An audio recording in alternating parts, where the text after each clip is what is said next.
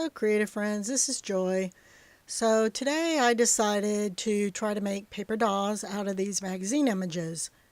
So I went looking through my magazines to try to find some images that I thought would work for what I had in mind. I got a issue of Somerset Studios here recently and saw people making paper dolls, and I've seen a couple of videos on people making paper dolls, and I was like, thought, well, it'd be kind of cool to make a paper doll out of, or make some paper dolls out of magazine images. So I got these three images and I fussy cutted them out, and then I decided to take and cut them into pieces where I would thought I would want to have the body parts, to be able to move. So I've got this one image. I show you how I do the one, and then I basically do them all the same.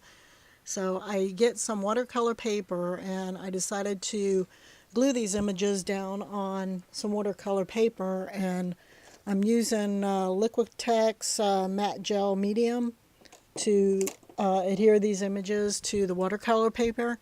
Now, since these are from magazines, of course, the pages are kind of thin, but which is why I wanted to put them on the watercolor paper. It's 80-pound watercolor paper to make it,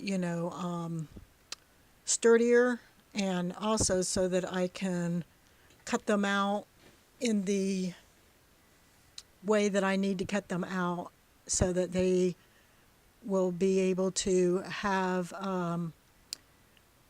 the extra material to make them into paper dolls and make them, to where they can be hinged. So after getting all of these pieces down on the page, I do the same with the others, cut them into, the pieces that I want them to be cut into. And then here I take just some black paint, acrylic paint, and I'm painting the areas where I will be cutting out extra material in order to put these back together and use as hinges.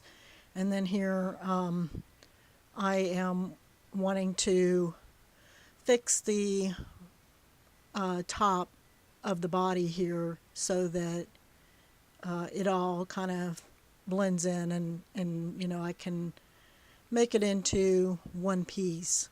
So I'm adding a little bit of white and black and turning it into kind of gray to try to blend it in with the top on this particular model.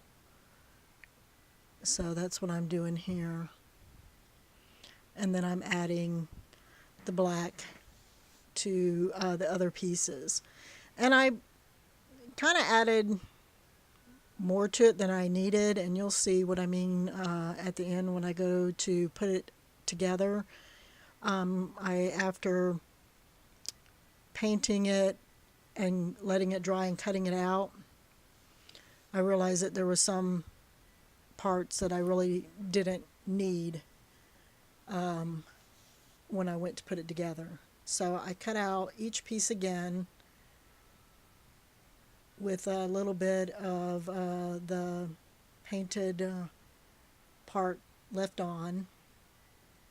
So this is, since it's kind of fussy cutting, it's a little bit, more, takes a little bit of time, but I really like the way it turned out. And actually, they turned out really cute.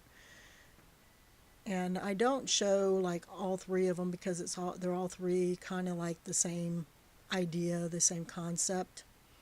I just kind of, show you this one.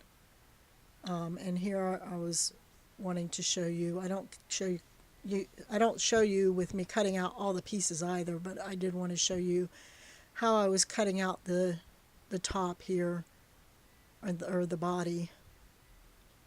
So once I get all the pieces cut, then I figure out, okay, how is this going to hinge together? And here's where I realize I didn't need that little bit of black I painted on the bottom, because I have black painted on the top of the skirt that I can attach to underneath, and then I trim and adjust the head so that when I put it on there, and I reshape the top to where it looks correct or looks right, and cut off a little bit of the black on the shoulders that I didn't feel like is needed, because the hands, what's on the arms will be hinged to the body.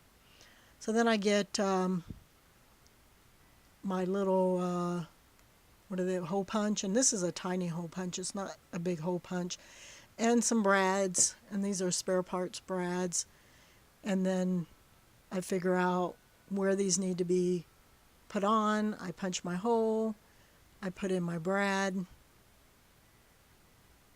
to attach the parts back together, and here I'm just trying to hold it and get the hole punch in there without it moving, and making sure that I'm punching through both pieces, and then adding the brad to the back, or adding the brad through the hole and then splaying it in the back. So I pretty much do this on all three of the images, and like I said, they turned out really cute. I really like the way they turned out. And you'll see at the end I show you what all three look like, and then I did do some close-ups of several different poses for each one, so that you can kind of see, the different poses and how they can be manipulated. But pretty much that's how I made my paper dolls. Hope you guys like the video, and if you do, you can hit the like button, or you could subscribe to my channel to see more videos, or you can leave a comment. I'd love to hear from you. And here I'm just showing you how she can, be manipulated. So here's all three of them after I got them finished. I did not articulate the heads on the other two like I did the first one, but I think they turned out really cute. So I hope you guys try making your own paper dolls, and we'll talk to you later. Bye-bye.